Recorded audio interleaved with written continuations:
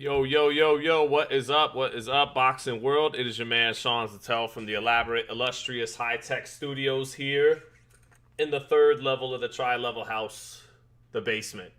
is what I, is what I'm avoiding saying, the basement of my house. What's going on, everybody? Good to see everyone on this Saturday afternoon. Fabio Wardley against Daniel Dubois. A massive, brilliant fight between two heavyweight punchers.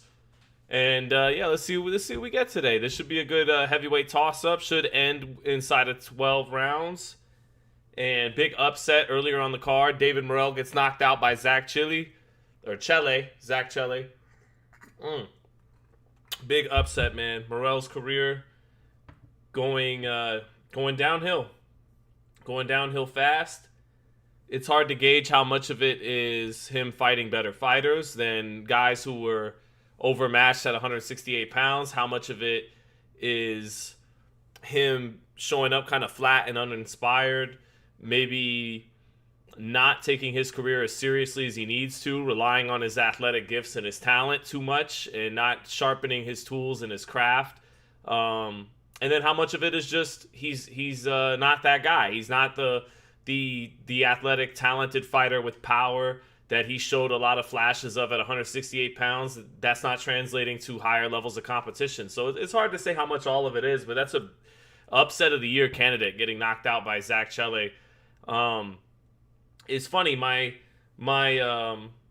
son who got a hit today in baseball, he plays with a team with some Venezuelans, some Cubans, some Mexicans. He's half Mexican too, and some white kids, some black kids. It's a pretty eclectic team.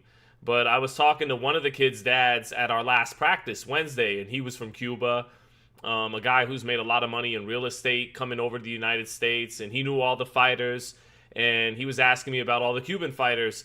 And I told him, one thing Ishmael Salas told me a while ago, years ago, when Ugas was getting ready to fight Manny Pacquiao, and Ugas had lost 3 fights early in his career, and he told me, some of these guys that come from Cuba, and he's obviously experienced in these matters, being a Cuban immigrant too, who first had to go to Japan, became the 1996 trainer of the year in Japan, and then became a star trainer in the United States. And he said a lot of those guys lose their focus, coming to Florida, coming to the United States, getting caught up in the nightlife, making some good money after being denied of virtually, everything back home in Cuba. And the guy I was talking to from Cuba, the kid who's on my baseball team, his father was telling me, it's worse than it is in other countries where it's rough, like in Mexico. We don't even get electricity. We get 1 hour of Wi-Fi, maybe a week, a lot of basic human essentials that they're largely denied of for the most part. And he asked me about Morell, and I said, Morell's really talented, but one thing that I worry about with Morell is his focus, is keeping his eye on the ball.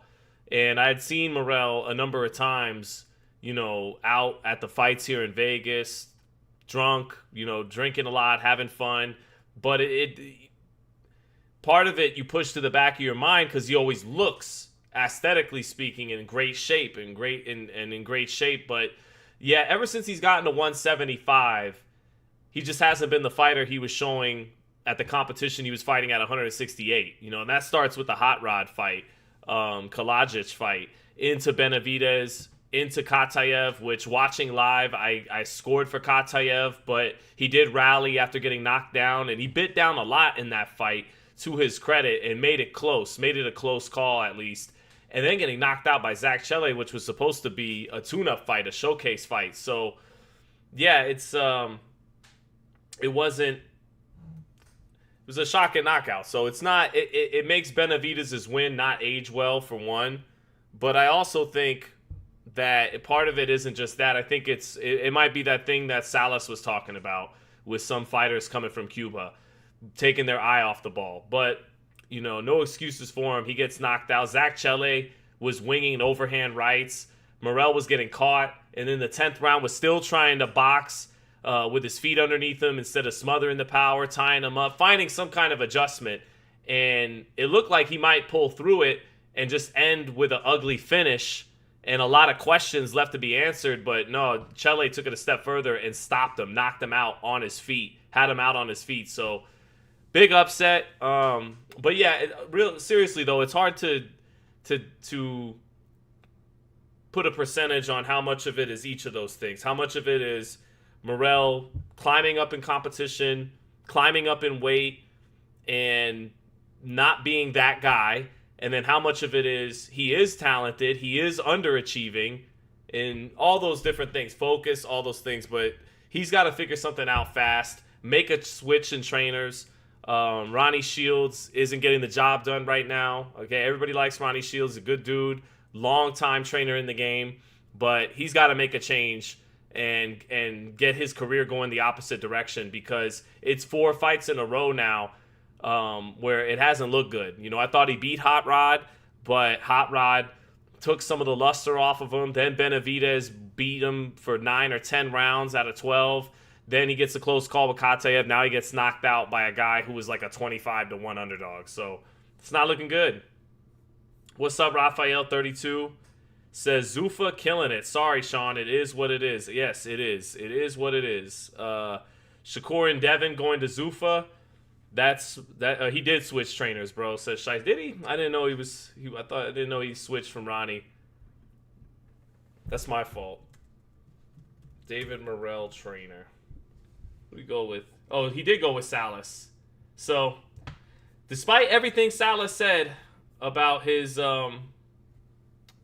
Shields wasn't his trainer. That's my mistake, chat. Despite everything he said about Salas, it didn't show up. So, that's not good. It falls on Morell. You know? He just has been looking flat and uninspired.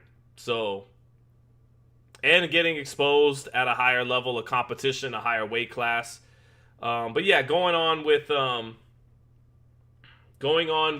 Zuffa taking Devin Haney and Shakur, probably.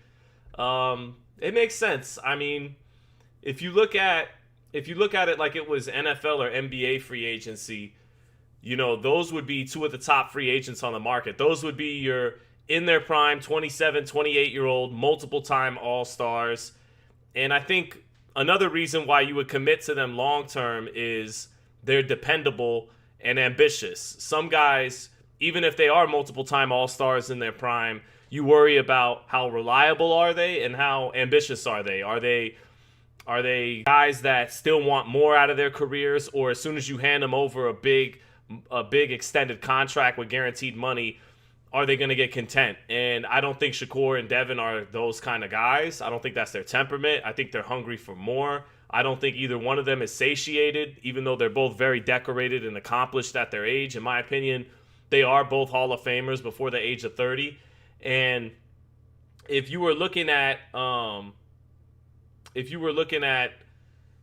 two fighters that you would want to sign to a long-term deal, they would be 2 of the top candidates, because not only are they dependable from a work ethic standpoint, they're also dependable that you could expect them to win a large majority, if not all, the fights you sign them to, because of their skill set, because they're still both getting better. And also what makes sense too is they both have a lot of lucrative fights on the table, a lot of lucrative opponents on the table. They could both fight Ryan Garcia again, Conor Benn, each other. Devin could fight Keyshawn Davis. You never know. Shakur could fight him too. And a lot of other quality fights out there like Hitchens and Gary Antoine Russell. Maybe for Devin Haney, even moving up to 154 at some point to fight a Jaron Ennis or a Virgil Ortiz. And if you're thinking signing them like Devin's deal is reported, you know, maybe around $100 million, then there's plenty of fights out there to fill up that ledger over a 5 or 6 fight duration that make sense, that can make a lot of money, that do big business. And honestly, Zuffa's playing with such a full deck of resources and economic might, they don't even have to get an ROI necessarily. They don't have to get a return on investment, because all the money they're getting from Paramount and from the Saudis. So, yeah, it is what it is, as Cameron would say. So, let's see. Who is better, Bivol or Prime Beterbiev? I mean,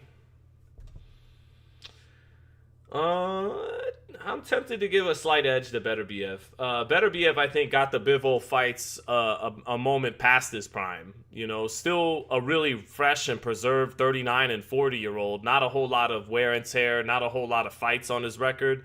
But I think the Beterbiev that was beating up Gvozdyk, beating up Joe Smith, you know, I think he was just a little bit more of a special talent, but that doesn't necessarily mean better fighter overall head to head. Bivol is more of the ice water you pour on the fire, and Beterbiev is the fire, and the fire is more spectacular to watch be set ablaze. You know, he's the more exciting fighter. He's the one that was a little funner to watch, although Bivol's fun to watch too, a great fighter too. I would give the edge to Beterbiev, but especially since Beterbiev was able to win one out of those two fights a moment past his prime anyways, with Bivol completely in his prime. So there you go. Salute, Sean. You always deliver, and I agree on your opinion on the whole Zuffa boxing thing. Some people just don't like to do deep research. Yeah, no, exactly. Yeah, and again, I've said over and over again, you know, it's not really so much about the fighter pay. It's, you know, international influence in American media, being subsidized by a country that is in federal court right now for being complicit in 9/11, the Zionists that control TKO, owning a larger part of the media along with the Ellisons and all that kind of stuff that helps lead to, you know, the United States, for example, going into a war in the Middle East once again that may serve the foreign interests of other countries like Israel, like Saudi, more than it even does the United States. But people don't want to hear that shit. They just want to see boxing be a, you know, a well-oiled machine and consistently get the fights they're asking for. And maybe that's where Zuffa will take things. So it is what it is.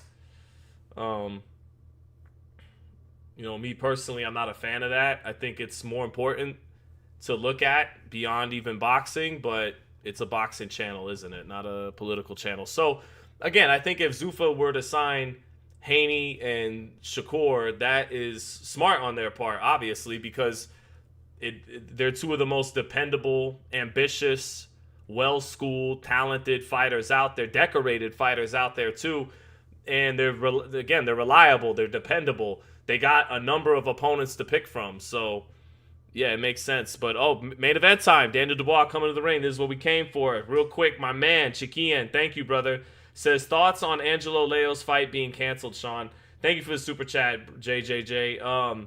Sucks for Angelo. Part of you would have liked to seen it go through anyways, even with the 2 pounds, kind of like Duarte did with Fierro, but Angelo and his team made the call that they thought was smart. Disappointing from Rais Salim. He's the guy to really be disappointed with, more so than Angelo not going through with the title defense. But this means Angelo's just fought once in almost 2 years since knocking out Venado Lopez to win the title. That can't be good for keeping him sharp heading into big unification fights, really good unification fights. But Rais Salim, who I talked to for years in Las Vegas when he was a 122-pounder, he would always tell me how he was overlooked and not getting a shot. He never got his shot for Stephen Fulton despite being his mandatory or his number one contender at least for over a year. And he gets an opportunity against a world champion and he blows it. And he's a fighter who's not even a big featherweight. He was a 122-pounder not so long ago. So big fuck up by Rais Salim. But it sucks that we couldn't see Angelo Leo fight this weekend. I was looking forward to watching him and doing a round by round later tonight for his fight. So it's not good for Angelo that he's only going to be able to fight once in 2 years. That's not keeping him sharp heading into nothing but stiff competition at 126. But the culprit here is Rais Salim, not Angelo Leo. So that's that. What's up, Matt? What's up, everybody? And let's get to... I got my wife in the chat. All right, Daniel Dubois coming to the ring now. So in this fight, I have picked Fabio Wardley to win. I just think he's got a little bit more nuance to his game. A little trickier, lead hand low kind of guy with a little bit more. The main reason I'm picking him is speed, and he's a little bit twitchier athlete.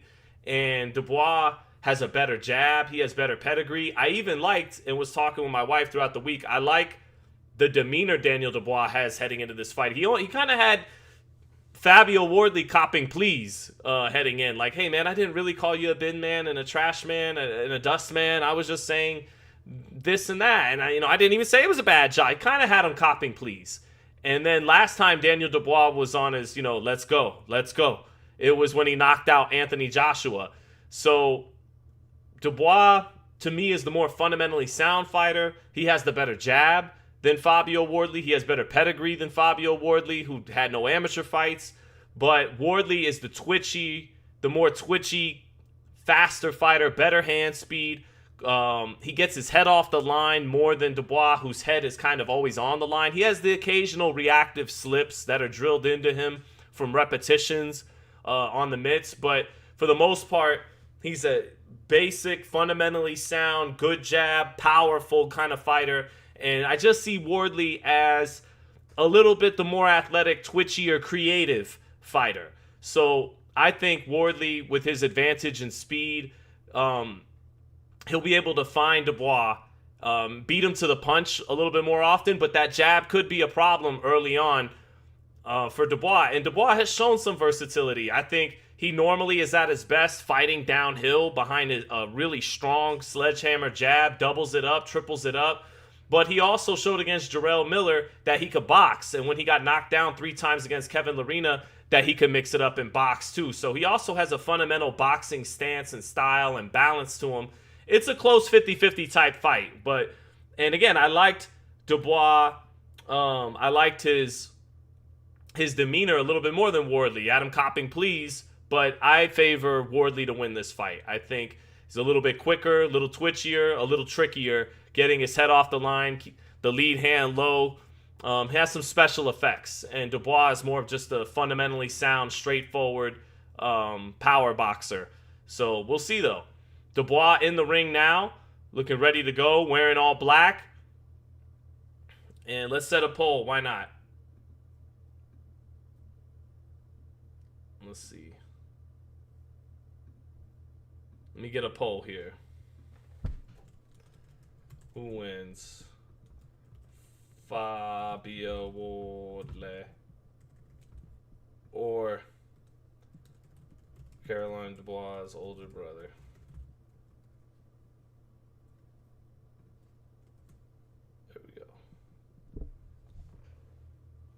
There we go. Get your votes in now. Ace Money says, if Daniel imposes his jab in a strong 1-2 early, Wardley will eventually get stopped, but Wardley could also just explode and overwhelm. So, let's see. Dubois is a clown, Sean. You can't trust any shit he says or does, says Still Trolling Network. Matt says, Daniel sparks him out. Daniel is so disrespected. Yep. Let's see, now Wardley coming to the ring. And yeah, I like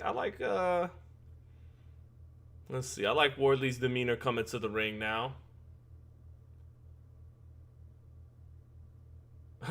Chiquian said, I gotta be honest, Sean, that's probably casual of me, but I didn't know Caroline Dubois was his sister. Yes, and Samson Dubois is his brother, by the way.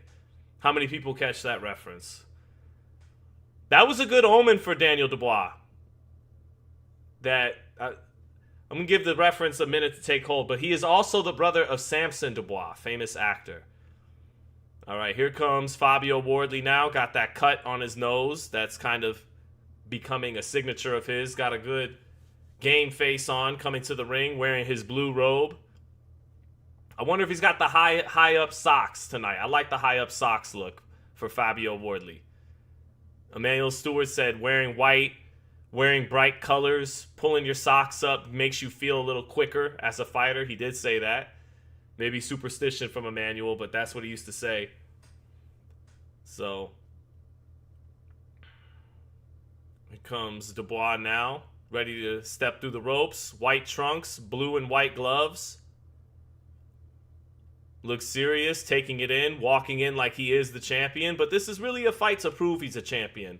He got handed the belt after Usyk vacated it, and this is the kind of quality top 10 heavyweight opponent that allows him to prove himself as a champion, prove his merit tonight. So, and he's got Ben Davison in the corner, who's got to get some revenge tonight, got to get some get back after Anthony Joshua gave him one of the worst nights in the corner of his career, losing to Daniel Dubois. I don't think Davison shined at all that night. That's probably the most critical people have been of Ben Davison after a fight. He didn't seem to have a good game plan for Anthony Joshua. Had Joshua fighting a little too cute for his own good. It was a game plan, pulling over the top of the jab that worked against the lazy jab like Francis Ngannou, but trying to bait the jab against Daniel Dubois spelled disaster. Dubois has one of the best jabs in the division, and that didn't work. You know, maybe Joshua should have been jabbing with the jabber and looking to set up punches off of that. But instead, he had Joshua out there trying to be like Floyd Mayweather, drop his lead hand and pull his right hand over the top of Dubois' jab. And that baited the jab and got him eaten up by the jab. Wardley has a better tool set to execute that kind of game plan if that's what Davison is going to put forth tonight. So, thank you, Z. Raymond. His uncle might be W.E.B. Dubois, says Chiquian Boxing. So anyway, Samson Dubois was from the Drewski skit. And I do wonder if that was a good omen for Daniel Dubois. That this viral skit from Drewski referenced his last name. I don't know. Maybe something in the air for him. Yeah, Z. Raymond says, Zittel is the new era GOAT boxing commentator. I appreciate that. We got a lot of work to do to prove something like that, but thank you. Alexander Wilson said AJ was awful in the Dubois fight. Man, so DAZN's chat had it 60-40 for Wardley. We got 61% of people in this chat voting that Daniel Dubois is going to win by knockout. So, or going to win. I'm assuming by knockout. I'm assuming everybody picking whoever they're picking does not have it by decision.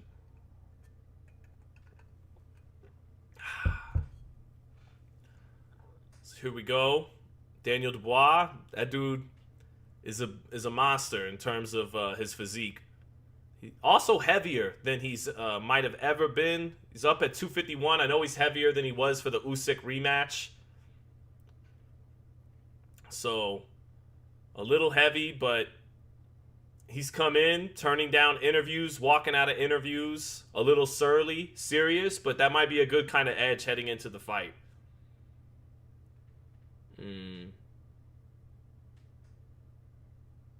So, let's see what we get.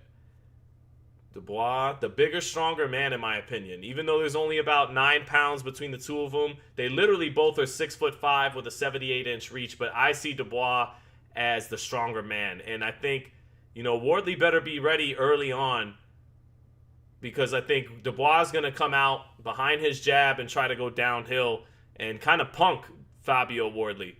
So this fight could end early. I actually think Wardley has a chance of knocking Dubois out early if that's how Dubois is going to come out.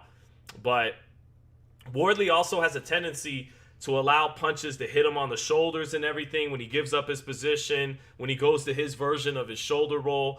And he got away with that against the power of Joe Parker. But if he's taking shots on the elbows and on the shoulders and giving up his position, going down low, he could... you know, the power of Dubois could be a real problem. That he has the kind of power that could physically move a guy like Wardley around and run combinations and making him get hit into the third and fourth shot. Whereas Parker, not as big a puncher, not as much weight on his punches, he was able to take some of those shots, withstand them, and then eventually catch his second and third and fourth wins and come back with something. So we'll see. This should be exciting, though. Good game face by Wardley at the face-off. Dubois serious as he has been all week. Both guys look ready to go. And this should be an exciting fight for as long as it lasts.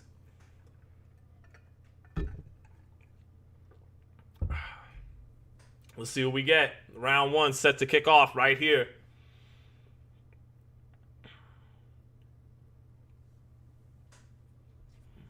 Here we go, round one.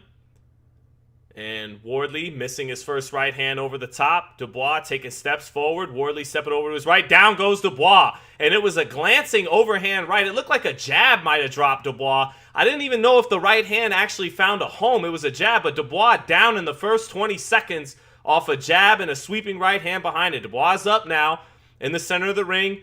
Wardley feigning, trying to level change, trying to set up another right hand over the top. Dubois stepping over to his left, trying to gain composure here.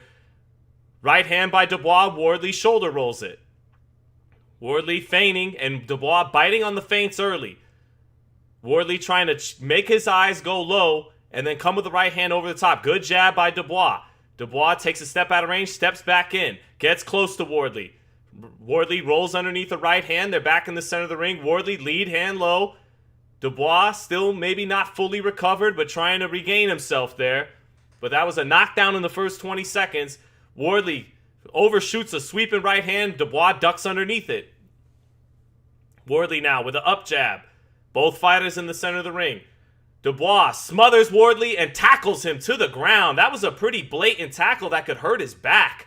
And that's a lot of weight crashing down on Fabio Wardley. Referee needs to give a hard warning there because that was a blatant tackle. That was not a guy off balance clinching to survive. That was a takedown by Daniel Dubois. They're up now. Wardley gets his right uppercut smothered, and Dubois trying to close the distance with Wardley trying to lean back with his lead hand down in precarious positions. Hard jab by Daniel Dubois in the center of the ring. Wardley feigning, but Dubois has good reaction to the right hands coming over the top. Wardley is missing them right now. Now a jab lands for Wardley. Wardley's got to start with jab. 1-2 lands for Wardley, and that gets a reaction from Dubois. Right up the center. Right uppercut just off the mark from Wardley. Back on his jab is Wardley. Wardley backing straight away with his hands down from a 1-2 from Dubois a little precariously. Wardley in some precarious defensive positions here, but getting away with it early. Dubois holding the center of the ring. Takes a jab from Wardley. Comes back with his own jab. Wardley with the up jab. Dubois stiff arms his own jab back. Wardley, even though Wardley overshoots another right hand. He's got to settle down and work behind that jab a little bit. The jab is landing, but he's a little too eager to shoot that right hand over the top, and Dubois is ducking underneath it. Another right hand from Wardley misses the mark. Dubois ties him up on the inside in the center of the ring. Both fighters breathing a little heavy early on. I think some of the anxiety is on Wardley a little bit, despite getting this knockdown early. Right uppercut by Wardley lands as Dubois comes in. Dubois lands his jab, and Wardley again overshooting that right hand a little bit. 1-2 by Wardley, short. Dubois steps out of range. Wardley's got to settle down here. 1-2 again misses for Wardley, and Dubois tries to counter with his own right hand. Dubois doing a good job of getting out of dodge from a lot of those right hands after getting dropped in the first 20 seconds. So a 10-8 round for Fabio Wardley. But I don't like some of the anxiety and anxiousness. He's got to settle down. He looked a little bit like he was tight and had anxiety that if I don't get him out of here now, it's going to be a long night. And he's got to settle down there a little bit. And it looked like Dubois, if he could get closer to Wardley, close the distance a little bit, Wardley gives himself up in some dangerous defensive positions at times. With that lead hand low and leaning back, sometimes he's exposed. Let's see the replay here. It was the right hand. The jab missed, and the sweeping right hand hit Dubois on the top of the head, a little bit around the equilibrium, but right on the top of the head where Dubois didn't see it coming, and it knocked him down. So there was a sweeping overhand right by Fabio Wardley. 10-8 Wardley. We're into the second round now. Wardley missing a 1-2 to start. Dubois doing a good job with his step back. Hard jab by Dubois. Another jab by Dubois. Wardley backed up on the ropes now. And that's what I mean by those precarious defensive positions when he goes straight back. Another right hand misses for Wardley. He's being predictable with his offense. It's a touch jab and a big right hand, whether it's a straight or a sweeping right hand. And Dubois is not letting him land that punch again since getting dropped.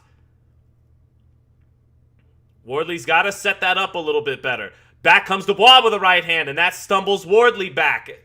Wardley near the ropes now. Wardley twitches, feints at him, misses another 1-2. No, not a good sense of distance by Wardley, kind of winging 1-2s and falling short like Conor Benn does sometimes. Minute into the second round here. Wardley with a right hand, or Dubois with a right hand over the top of Wardley's jab. Wardley pulls away from it, but Wardley with his chin up a little bit here. Dubois staying fundamentally sound. Wardley has got to settle down. Dubois, double jab. Gets Wardley into a headlock after missing both jabs. Dubois' experience showing early. Despite being dropped. Wardley in the center of the ring. Picks his lead hand up a little bit. Measures with it. Shoots the right hand. Falls short. Again, he is missing badly with these right hands. Dubois staying composed. Makes him fall short with a jab. Back comes Dubois with a jab. Falls short with it. Sweeping right hand by Wardley over the mark. Straight right hand counter by Dubois. And another straight right hand counter by Dubois. And he gets Wardley to the ropes. Those right hands not landing with full leverage and extension, but touching Wardley with the counter shot. Minute left in the second round. Edge to Dubois in this round right now, but not a big round by any means for Dubois. Dubois short with his jab. Wardley stepping over. They trade jabs. Both land. Another jab by Dubois. Nice jab and a hook and a right hand. Big right hand for Dubois with Wardley along the ropes. Wardley giving himself up in precarious defensive positions. Kind of going to the oh shit position, Tim Bradley says, where you kind of drop or bend from one side to the other without your eyes left on the target. 30 seconds left. This is a decent comeback round for Daniel Dubois. Big right hand by Wardley. Overshoots the mark again. A little bit of blood from the mouth of Wardley right now. And he looks like he's already breathing heavily. 10 seconds left. Better experience by Dubois here. Better sense of distance. Better jab. Knowing when to step out of range. Good little bounce in his step for Dubois. And that is it. Wardley already feeling the heat of this experience. A little bit of blood coming from his mouth. So I got it 19-18 Wardley, but I haven't really liked much of what I've seen from him since getting the knockdown in the first 20 seconds of the fight. Again, a lot of overshooting right hands, a lot of falling short, and throwing them at full leverage, everything on him so that when you miss clean, it takes something out of you. He's got to settle down behind his jab a little bit and let the fight come to him. Again, he fought with an anxiety of like, I got to get him out of here right now or else I'm not going to win the fight, you know, and that's not good. That's not showing confidence on his part. Matt's Adventures, thank you from the super chat, said, bro, I think you need to go back and watch Plant Benavidez in the Durrell fight. My boy has been this dominant. I feel like people forgot those. Yeah, he, well, the first 5 rounds of the Plant fight were controlled by Plant, and Durrell didn't allow Benavidez to get off a lot in the center of the ring. Benavidez could only really get off when he got him on the ropes. But, all right, back to round 3 here. Again, Wardley ducking underneath a wild right hand by Dubois, or Dubois ducking underneath a wild right hand by Wardley and touches him with his own right hand. Dubois showing the experience of not loading up on his right hands right now. He's worried about getting out of the way of Wardley's wild, hard right hands right now and then just touching them back. And Wardley being very one note with his offense right now. And Dubois wisely tying him up in headlocks and the clinches, leaning on him. So little veteran tricks. There's a jab for Wardley, and I think Wardley has to use his jab more. Wardley's chin is exposed at times when they trade right hands like they just did. Big right hand by Dubois. Backs Wardley up onto the ropes. Dubois roughhousing in the clinch. Referee separates him. Wardley looking a little weary. He's going to have to show some grit here already. Little right hand to the body by Dubois, and he bullies Wardley into the ropes again. Wardley working with his free right hand, free left hand in the clinch. Back comes Dubois in the clinch with a right hand. He's the stronger man when he smothers Wardley in the clinches and along the ropes. Big right hand by Wardley. Down goes Dubois, and Wardley looks down at him as if to say, that's right, motherfucker. Again, that sweeping right hand. Wardley just showing grit right there. Not really making an adjustment. Wardley's going for the kill now as Dubois is up. You can see it in Wardley's face. You better be careful. That's a second knockdown against Dubois here. Dubois' punch resistance letting him down. Wardley coiled. Big right hand. He misses, overshoots it, and eats a jab by Dubois again. Dubois has gotten up off the canvas 3 times before to knock out a fighter like Kevin Lerena, so this fight is not over. Unusual for a guy to get dropped 2 times in the first 3 rounds, but for the fighter who's dropped him to still feel like he's in a precarious position. Minute left in the 3rd round. It's another 10-8 round for Wardley unless something dramatic here happens for Dubois. Big jab lands for Wardley. He overshoots the right hand again, though. Dubois staying composed. Big right hand for Dubois, and that knocks Wardley back, but Wardley with the better chin. Wardley takes a step out of range now. Shoots a jab, falls short, gets his legs underneath him. Double jab by Dubois, and that second jab knocks Wardley's head up and makes Wardley have to clinch, but Wardley showing the better whiskers early on. Wardley feints. Big 1-2 by Wardley. Dubois eats that one, rolls the shot a little bit. Wardley lining him up again. Big right hand miss by Wardley. Man, he keeps missing those. He's going to lose some gas. 8 seconds left in the round, and it's going to be another 10-8.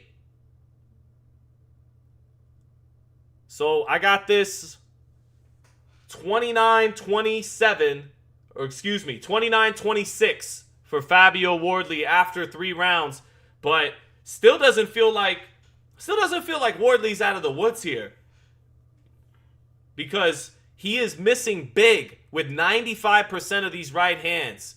And Dubois, he has shown us the ability to get up off the canvas multiple times and still win a fight by knockout. And as a matter of fact, Lerena put him down 3 times in the first round. Then he knocked him out in the 3rd round, just 2 rounds later. So Wardley, again, a right hand, a sweeping right hand. Same setup as what dropped Dubois in the first round. A jab, sweeping right hand over the top, landing on the top of the head. Dubois took a knee, had to take a knee on that one. That was almost to the back of the head from Wardley, but not quite. Just barely legal. So, yeah, 29-26 for Fabio Wardley right now in the 4th round. Double jab for Dubois. That second jab knocks Wardley's head up. Dubois showing good composure tonight despite being down twice. Doesn't have the snappy explosiveness that Wardley does. Wardley, big jab, sweeping right hand, misses. Back comes Dubois with a combination. Not a sharp combination by Dubois. I'm not seeing the snap on Dubois just yet tonight. He may be holding something back until he feels something's been taken out of Wardley's snap. But early on, Dubois doesn't look snappy with his punches.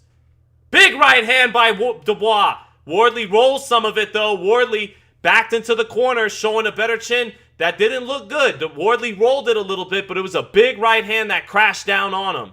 Now Wardley coils, drops that lead hand down to his knee, shoots a big right hand, misses short.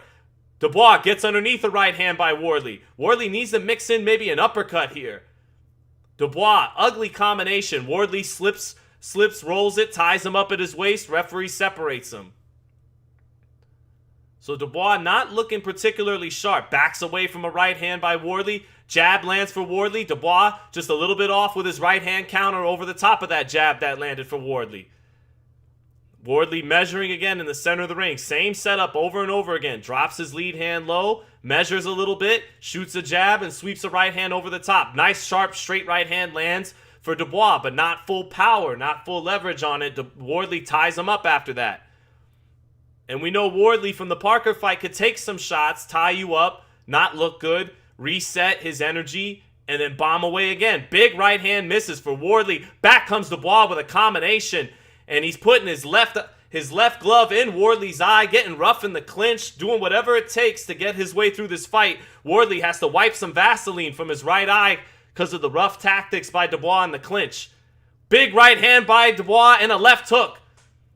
Short, compact shot. Short right hand on the clinch for Dubois. Dubois with some blood around his left eye and some swelling, but winning this round in the 4th. Big jab lands for Dubois. Wardley takes a deep breath. Dubois just off with a right hand counter. Back comes Wardley with a short right hand counter. 30 seconds left in the round. Back in the center of the ring. Wardley measuring.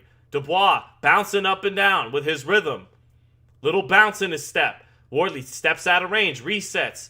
Pulls his chin out of the air to get away from a jab by Dubois. Make it fall short. This is a Dubois round with about 10 seconds left. Wardley overshoots another right hand. Dubois leans on him in the clinch some more. Deep breaths by Wardley. And jab lands for Wardley. The up jab. That will do it for this round. A Dubois round. So 2-2, but with 2 knockdowns for Wardley. 38-36 Wardley, but he has some swelling around his right eye, and he is breathing heavily in the corner. So, my wife's saying Dubois sounds like he really wants it, despite the knockdowns. Yeah, he does. He does want it. Wardley's gonna get taken to some deep water. That was a big right hand by Dubois last round. Wardley rolled it a little bit, but it caught him right on the chin. It was a good shot. He didn't roll it as good as it may have looked. He got caught good with that right hand. But early on, the punch resistance of Wardley holding up better than Dubois. But Dubois is conserving his energy well in this fight. Got slapped twice, double slapped by Don Charles in the corner. Man, Dubois, it's the story is writing itself. A guy whose gumption is questioned, and he might make it through multiple knockdowns and win this fight. He ramrods a jab into Wardley's face to start the 5th. Wardley looking down at the canvas, asking the referee to wipe some water off. Referee says, keep fighting. Jab lands for Dubois, and it knocks Wardley off balance. Ooh. Dubois getting Wardley in a headlock, and Wardley lifts him up off his feet, but that's got to waste his energy more than it wastes Dubois'.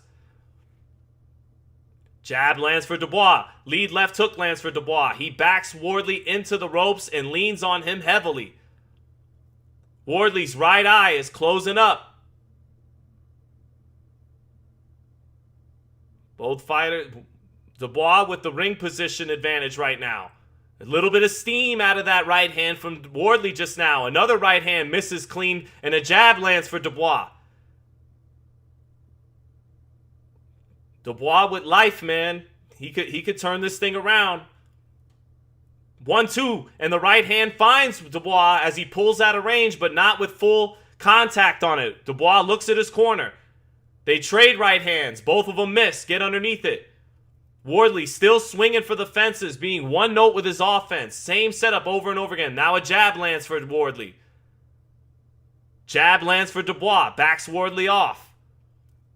Dubois with the ring positioning. Shoots another jab into Wardley, who eats it while trying to shoot a 1-2. He walks into that jab. Double jab from Dubois. Wardley on the ropes. Wardley shoots an up jab. Wardley steps over to his right, takes a deep breath. Oh, big right hand for Dubois. Wardley eats it, lands a jab. Back comes Dubois with another right hand. Now Wardley goes to his shoulder roll. Turns Dubois in the clinch. That was smart instead of getting caught in that headlock. Now Dubois starting to breathe a little heavy. This will come down to some punch resistance and desire for both guys and conditioning. Jab lands for Dubois. Gets Wardley onto the ropes. Leans on him some more. This is a Dubois round so far.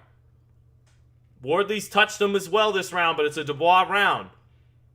45 seconds left, 40 seconds left in this round.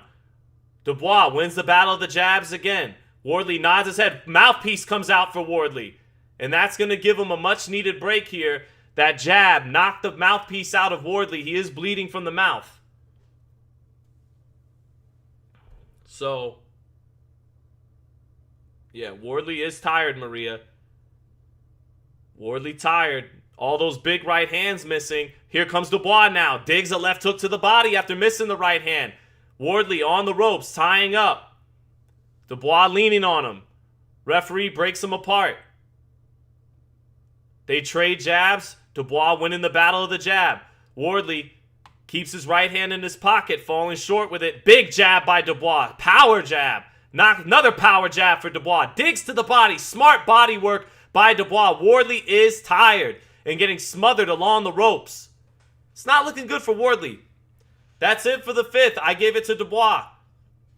47-46 for Fabio Wardley. I got it 3 rounds to 2 for Dubois, but overall, Wardley winning by a point because of the 2 knockdowns. And again, Wardley looked like he had anxiety from the opening bell after dropping him. Like, if I don't knock him out, if I don't get him out of there, I'm in trouble the longer this fight goes.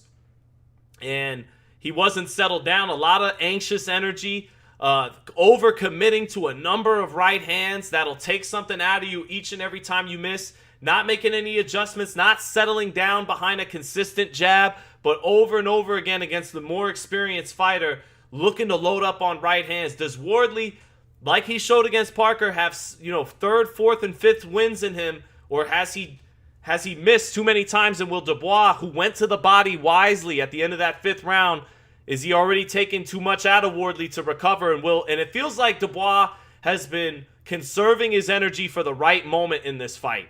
Goes to the body again against Wardley to start. Wardley misses a right uppercut, left hook response. Got Wardley to the ropes to start this sixth round and dug a left hook to the body. Very good IQ by Dubois in this fight right now. Another jab lands for Dubois in the center of the ring.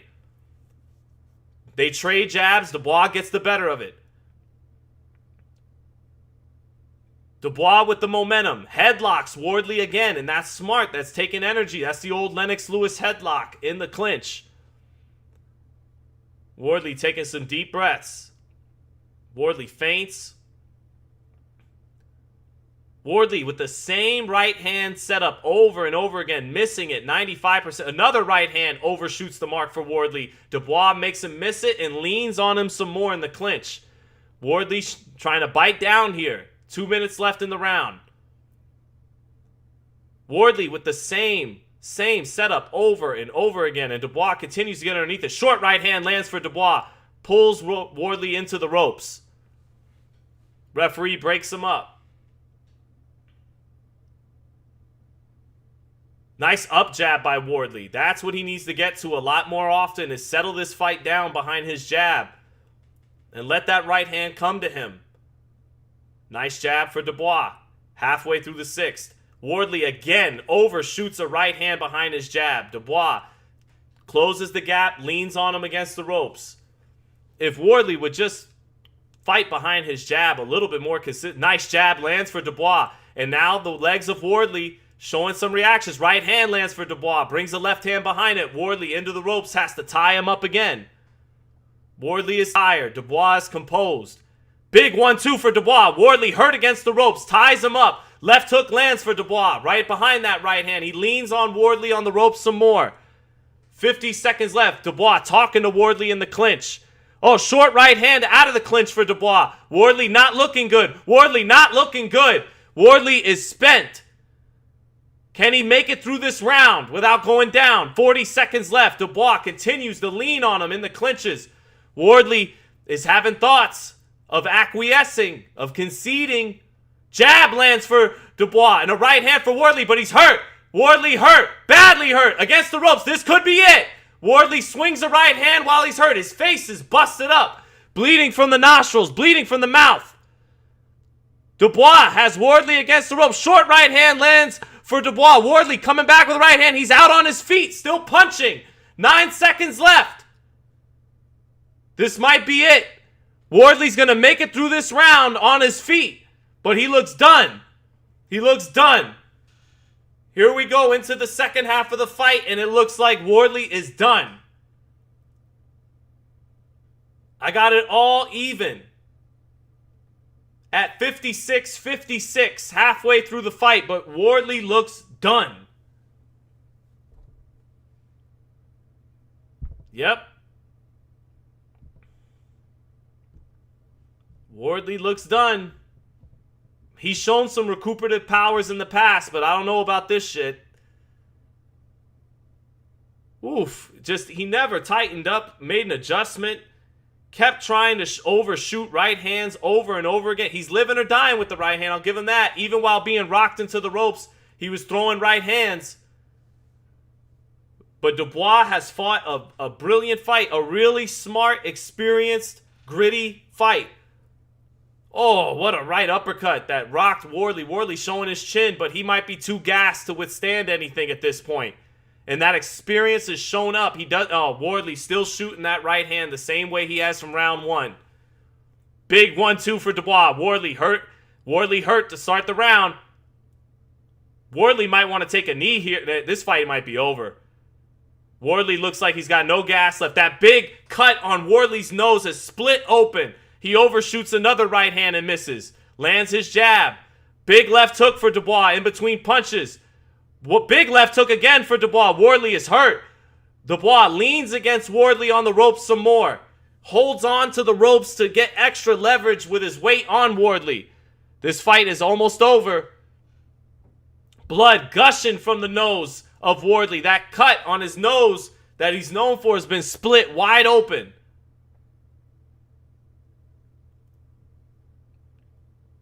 Wardley badly out.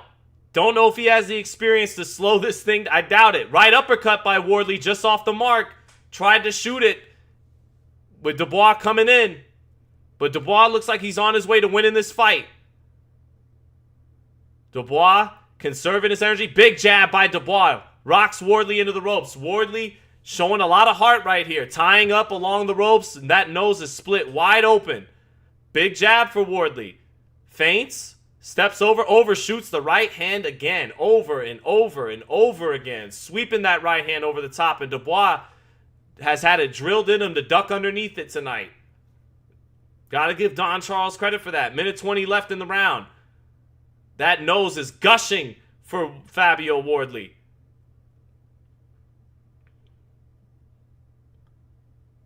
Minute left in the roundabout. Minute 5. Wardley still here.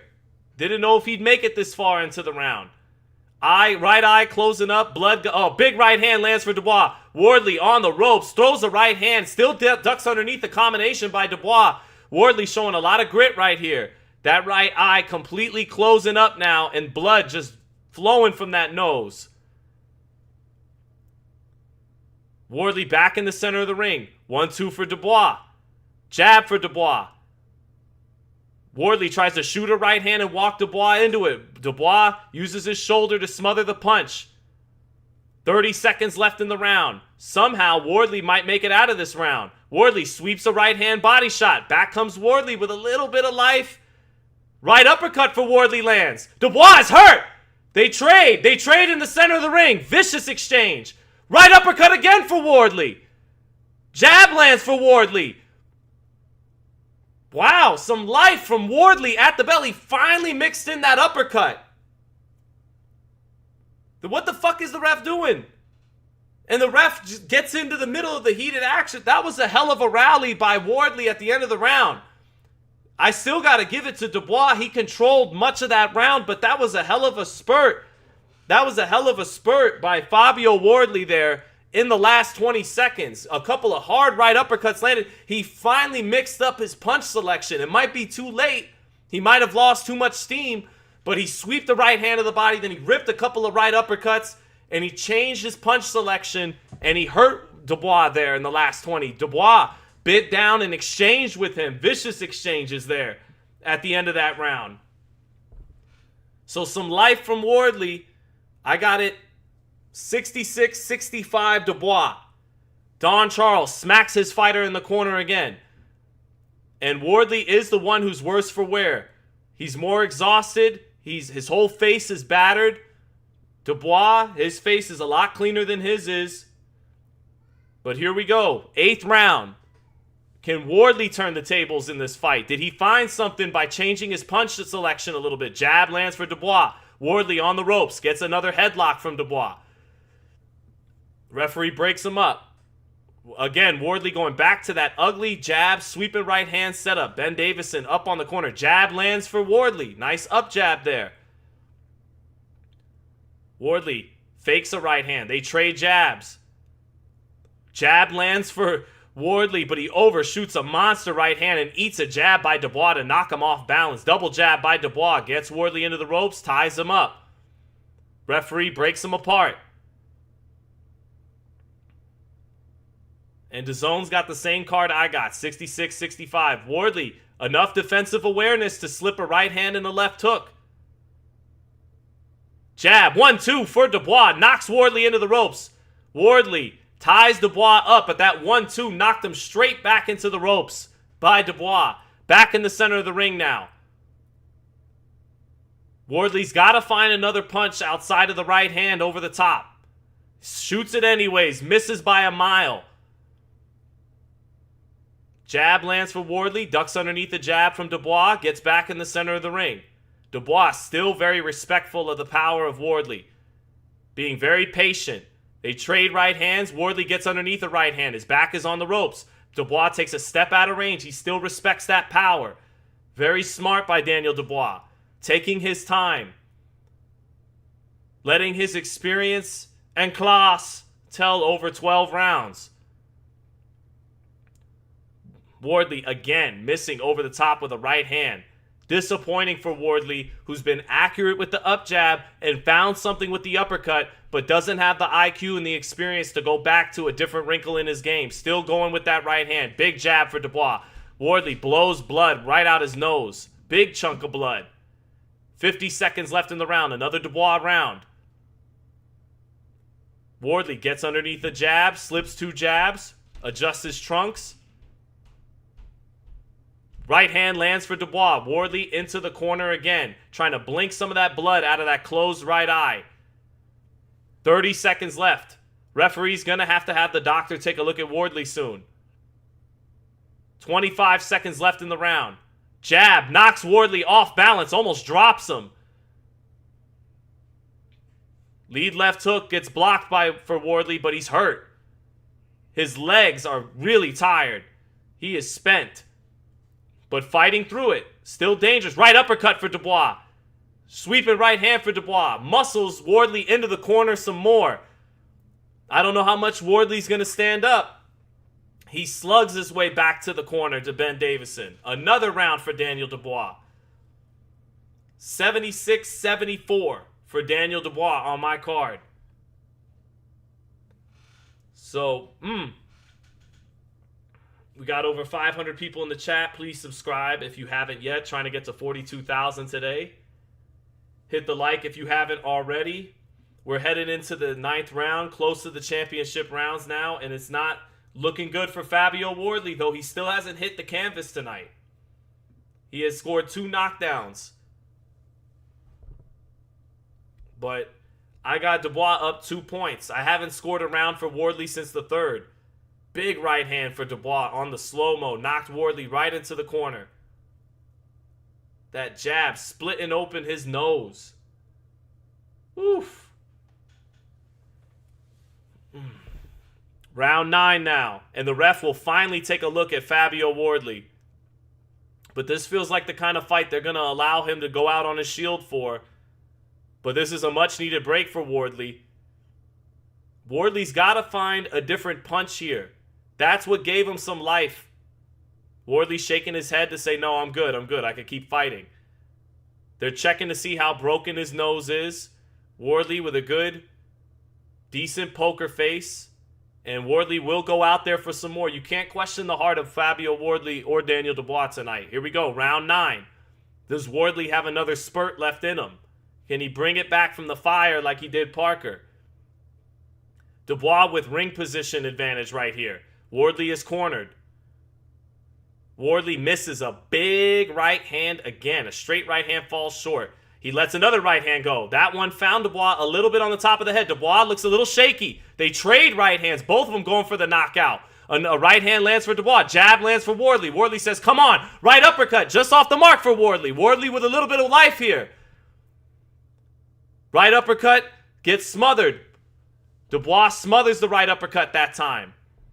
So Wardley, after getting a little bit of an extra break there, found a little bit of energy reserve, but might have shot his load there. Minute into the 9th. Jab lands for Wardley. Jab lands for Wardley, but he overshoots the right hand again. Another overshot right hand by Wardley. He fades into the corner. Body getting limp. Up jab lands for Wardley. Dubois gets underneath the right hand. Comes back with his own right hand. Wardley makes him miss it. Both guys swinging for the fences right now. Wardley still showing enough danger. Up jab lands for Wardley. Wardley with a little bit of life in the first half of this round. Up jab lands again for Wardley.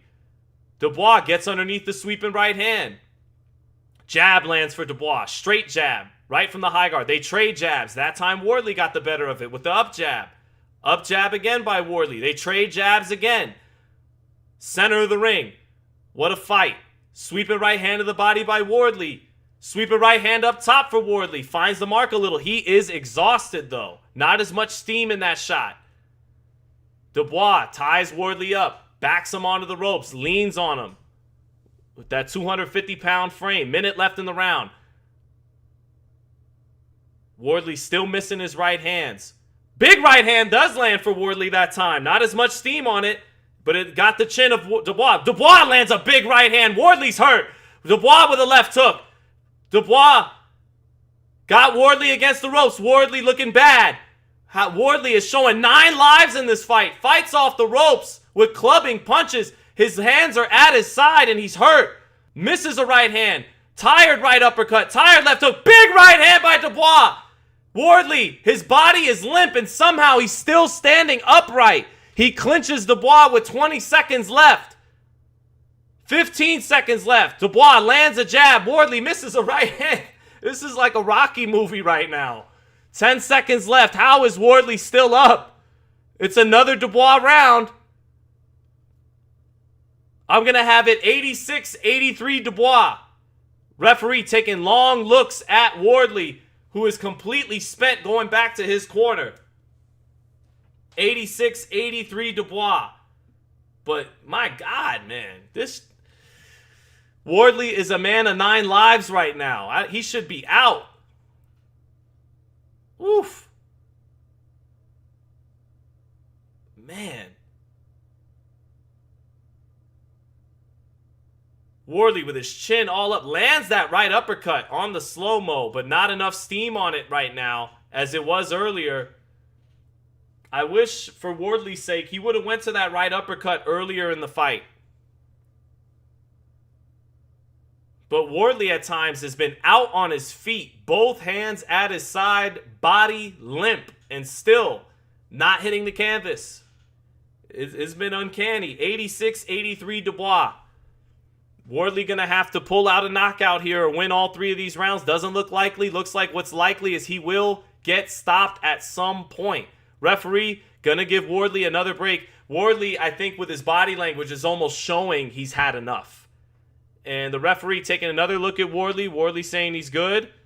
The doctor will take another look at Wardley. That right eye is closed. This has become gruesome for him. But this is a much-needed break, and you could expect Wardley, if they let him to keep fighting, to have one more spurt in him here. 2, 3. They hold up how many fingers? Wardley gives him a good enough answer to answer. 2, 3. Are they going to let him continue to fight? They are. Damn. All right, Wardley. They gave you a little extra time again. Dubois leaning down on Wardley in the clinch some more. It's a long ways to go for Wardley to see the finish line. 8.5 long minutes. Wardley in the corner. Shoots his up jab. 1-2 for Dubois. Follows it up with a left hook. Leans on Wardley and smothers him after that. A lot of roughhousing in the clinch by Dubois. Bloody fight. Referee letting Dubois be rough on the inside all night long. Wardley still measuring with his lead hand. Gets underneath the 1-2 by Dubois. Dubois leans on him some more. Referee breaks him up. Center of the ring. How much is... Oh, big right hand lands for Dubois. Wardley slinks into the corner and ties up again. Man, Wardley, the man of 9 lives. Wipes some water off his shoe. Shoots a right hand again. Not a lot of steam left on those right hands for Wardley. Dubois keeping his rhythm. Keeping his composure. Doesn't look... Big right hand lands for Wardley. Dubois hurt. But Dubois taking it. Taking it. Showing a good poker face. Lands a jab. But his legs did buckle to that right hand. Dubois lands a jab. Right uppercut. As Wardley overshoots his right hand. Wardley gets underneath his straight right. He's on the ropes. Dubois pins him on the ropes. Touches him a little bit. Leans on him and ties up. So Wardley, again, finding a right hand that got Dubois' attention. Minute left in the round. Big right hand for Wardley. Jab lands for Wardley in the center of the ring. Dubois takes it well, though. Dubois holding his center ring. Oh, lands a stiff jab on Wardley. Wardley drops both hands after eating that jab, adjusts his cup. Lead right hand crashes for Dubois. Wardley slips it, rolls it a little bit on the ropes. That right eye completely closed for Wardley. 40 seconds left. Short left hook. Right hand, short left hook for Dubois. Pins Wardley against the ropes. Referee giving Wardley a little extra rest, telling Dubois to chill out with some of that rough stuff in these clinches tonight. Another Dubois round, but Wardley had a moment there with the right hand. Enough to make him see the light of another round. Big jab lands for Dubois as Wardley was trying to peck away with 2 up jabs. Dubois threw that shotgun jab in. Wardley overshoots another right hand. 10 seconds left. Hard right hand to the body by Dubois. That was a sweeper. Big right hand by Dubois. Wardley eats it, tries to roll it, somehow is still standing up. It's another round for Dubois. 96-92, Daniel Dubois. And I don't know how, I mean, at some point, Wardley has earned the right to be saved by his corner or the referee. He's earned the right to be stopped on his feet. But he's also earning the right every now and then with a right hand or something that they're going to keep allowing him a chance to try to pull off a miracle.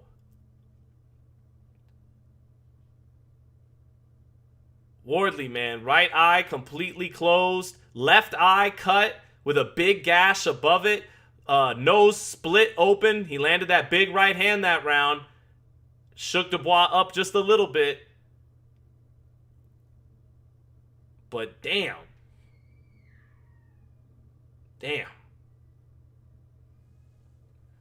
Brutal night for Fabio Wardley, man. 2 rounds left. This dude has got some will, some character in the ring. Here we are in the 11th.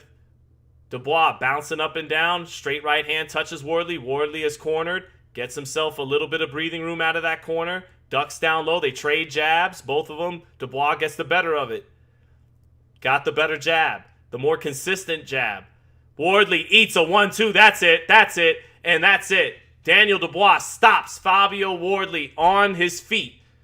And that's it. No complaining from Wardley there. That was a nice hard 1-2 to end the fight. Daniel Dubois, what a performance by Daniel Dubois. Man, that was some fight. That's the fight of the year so far. And Daniel Dubois, what gumption he showed in this fight.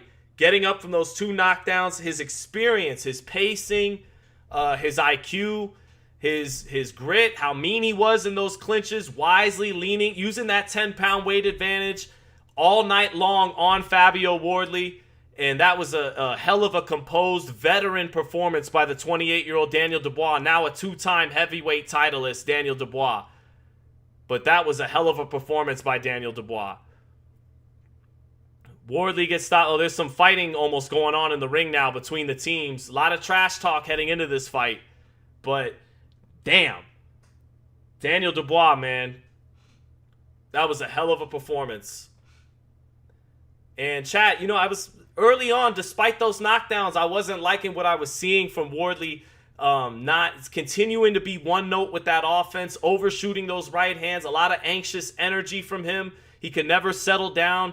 And they talk about experience a lot in boxing and in sports, and it showed tonight. Dubois was not the snappier, even harder puncher. He's got heavy hands, but it was Wardley who was the twitchier, more snappy, explosive fighter. But Dubois, he knew how to pace himself. He knew how to conserve energy for the right moments in this spot. He didn't go to the body a lot in this fight, but he went to the body at opportune times. He knew when to take that knee in the 3rd round. And he stayed behind his jab. He stayed behind the fundamentals. Wardley couldn't adjust. Even when he found an adjustment that worked, like the right uppercut, he wouldn't go back to it. He'd go back to living and dying by the right hand. Even when it wasn't working, he wasn't trying anything new. His up jab was landing when he used it, but credit to Dubois. He has a harder jab, a stiffer jab, a more consistent jab, and that made Wardley think twice about doing it with him. And again, Daniel Dubois has Ben Davison's number. He beats him again. This was a really, really veteran experienced performance by Daniel Dubois tonight, where he showed a lot of composure, a lot of self-belief, and he had the better boxing IQ and experience, and it showed tonight. So he may have went down on 2 overhand rights, but he never looked like he thought the fight was getting away from him for a second, even after getting dropped in the first 20 seconds. So that was a hell of a heavyweight fight. That was a heavyweight classic. And yeah, man, credit to Daniel Dubois. Super chat from Matt's Adventures says, I just don't know what we do with these guys. Maybe throw Dubois a money first with Deontay.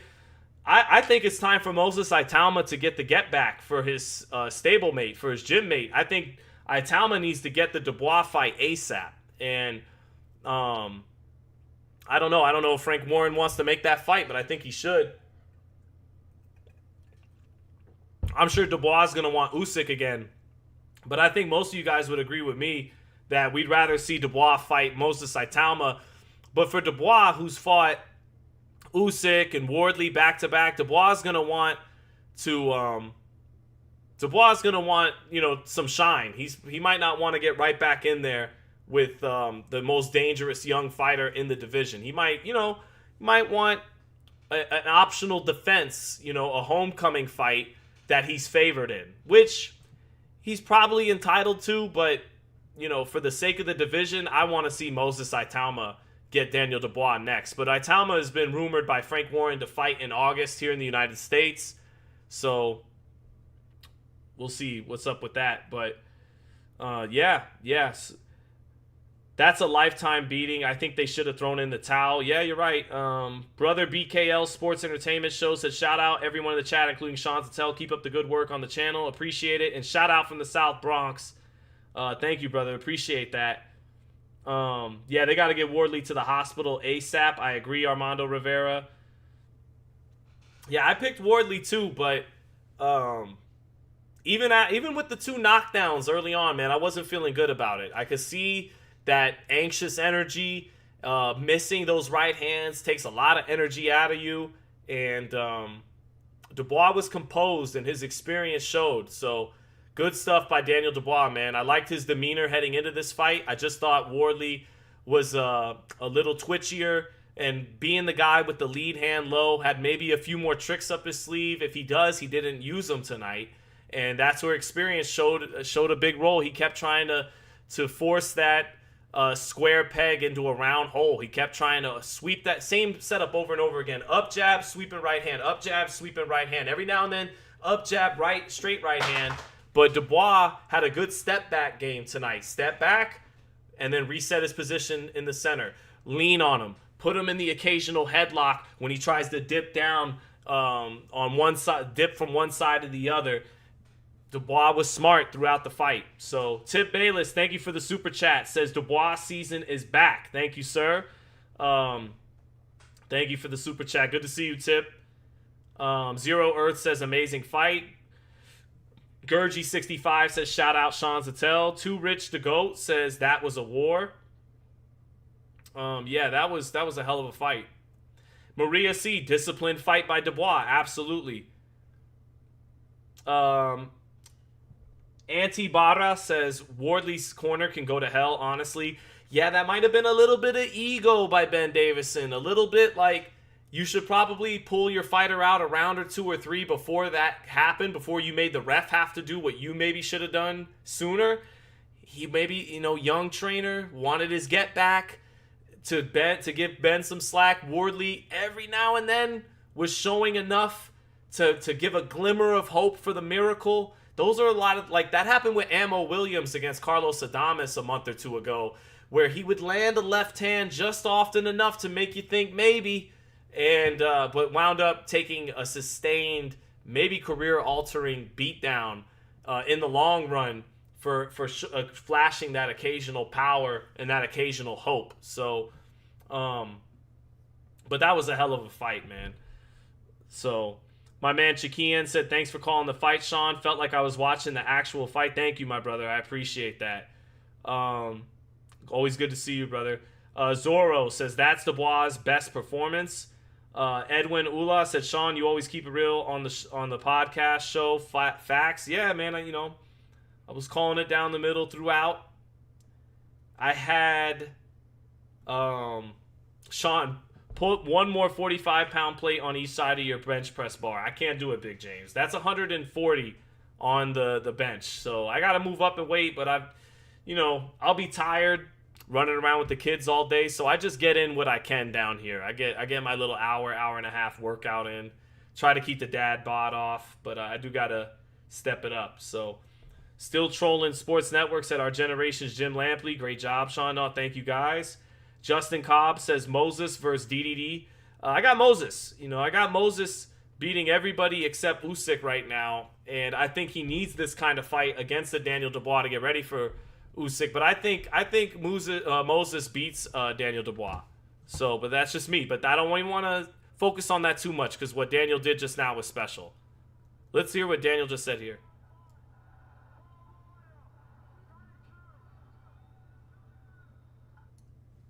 But no, that was special by Daniel Dubois, man. Yep.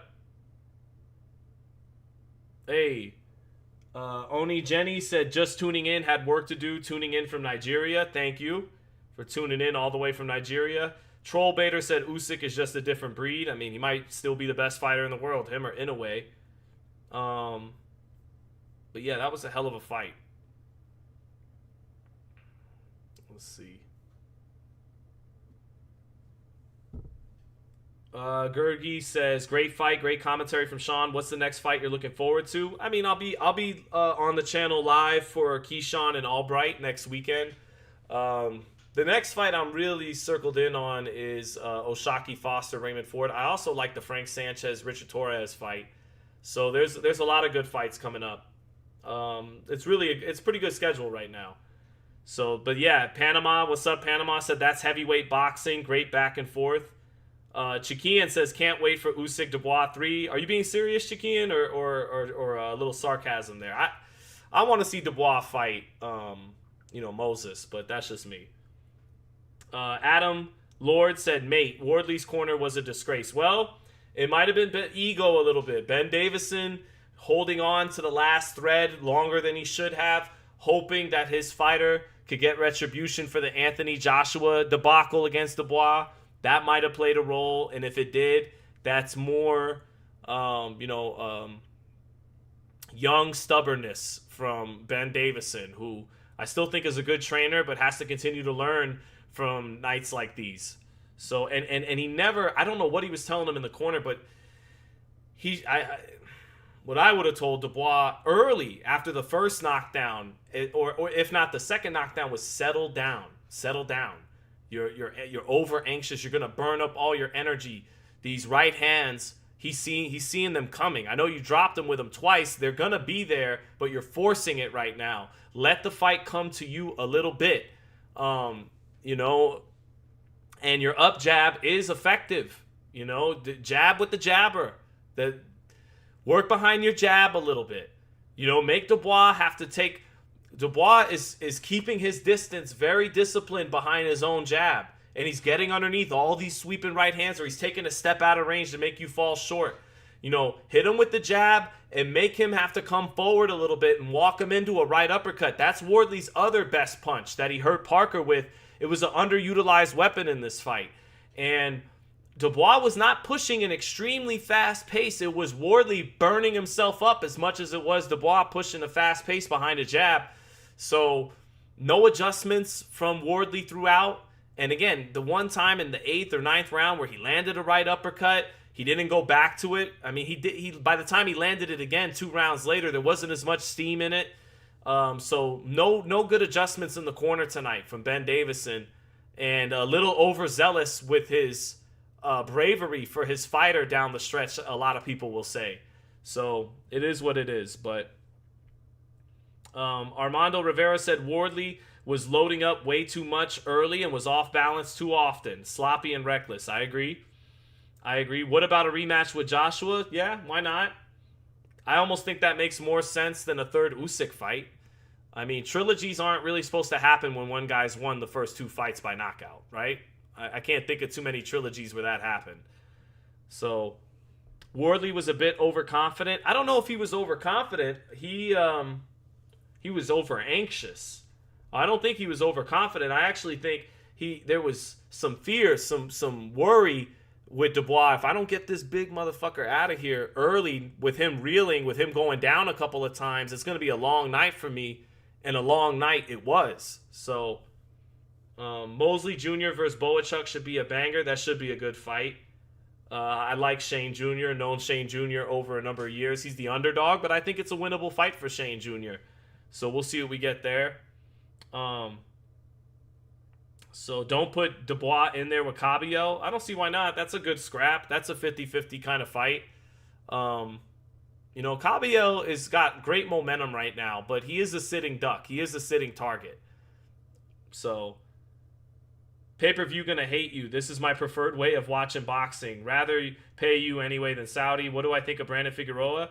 I think Brandon's good, but I think that's an open division. I think most people would look at Divino Espinoza as the Fundora and the toughest out in that division.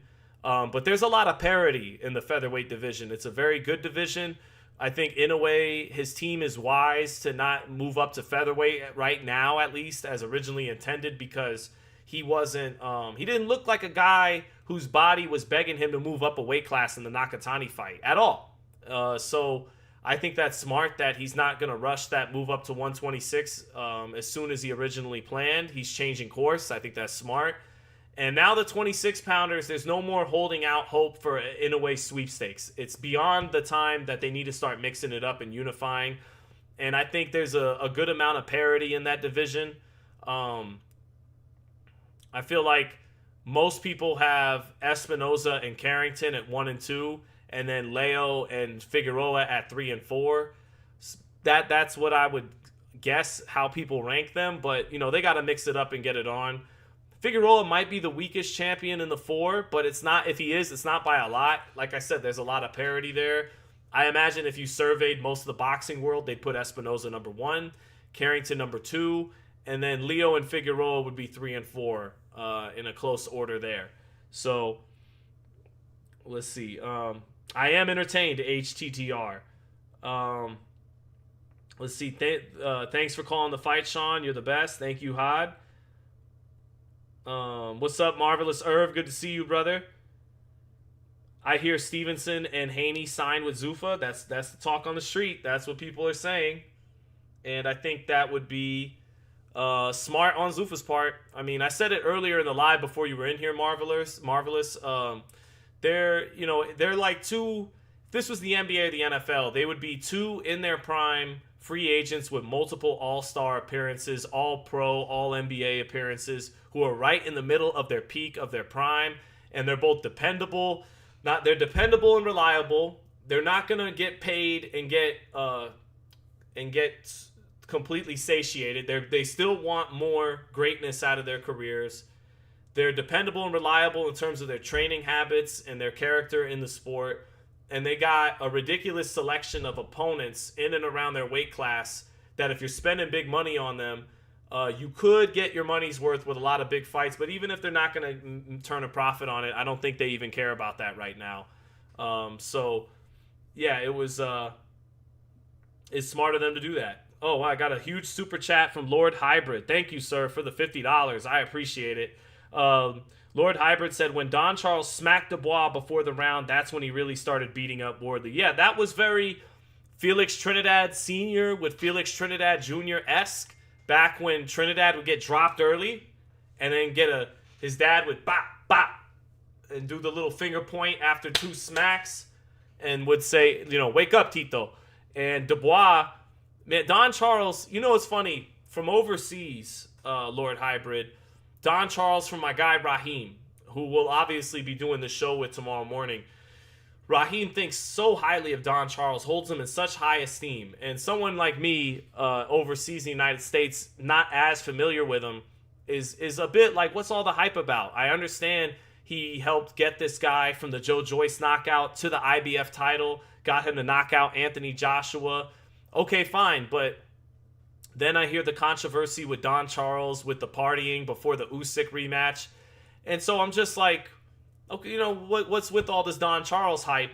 but he was fantastic in the corner. Even with my audio off, calling the fight for you guys, just that moment, smacking him a couple times, like Roy Jones, who's not the best trainer, what he did to Kevin Newman, dialing up the right moment to get in his fighter's ass, pause, whatever, to get in his fighter's ass and tell him, hey, don't fuck around in there, wake up. That sense of urgency to snap his fighter into action is now going to be a signature moment in both Don Charles and Daniel Dubois' career. So it reminded me of Trinidad with his dad a few times when he gets smacked up and he would have to be reminded after an early knockdown, just like Dubois got dropped twice. Hey, wake the fuck up and lock in here. And that was great stuff by Don Charles, and a guy who's already highly esteemed in the United Kingdom is only going to be elevated from a moment like that. And Daniel Dubois, forget it. This fight is going to enter... this fight is now on the short list of the best heavyweight fights of the new millennium. And, I might exclude the first Usyk-Fury fight, which was an excellent fight, which was a really good fight. But if we're just talking about, at least with the designation of it being a championship fight and it reaching that classic status of action, okay? Fury and Usyk was a higher level fight than tonight. It was. I know that. But if you're talking about classic action entertainment, I don't love that word, but classic action at the championship level being the bar, it has to be a championship fight.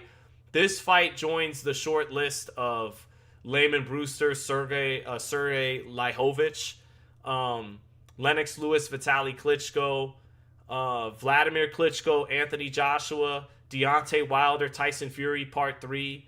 This fight, and yeah, this fight kind of joins that short list right now. Usyk and Fury 1 is up there too. So, but I think just pure action, obviously not fought. And by the way, fan zone, 62% of people want to see Moses Saitama fight Dubois. So do I. So I'm in agreement with most of the world apparently. But this fight joins the short list of the best heavyweight fights of the new millennium. So it was that good.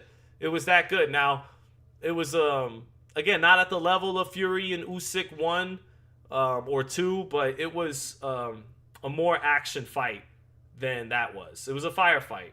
So, Rich Porter, thank you for the super chat, says Morell is ruined from David Benavidez. The fans pushed him on David to shield Canelo.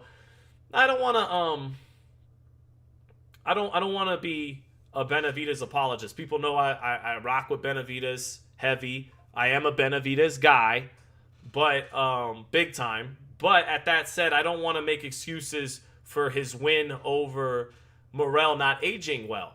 Now, Benavidez just might not be the puncher at 75 that he showed against cruiserweight against a more stationary target like Gilberto Ramirez. I think Benavidez flashed good power against Anthony Yard, stopping him, but his power in spots was a touch flat against Morell, but he still, I think if you think Benavidez took something out of Morell, that's fine.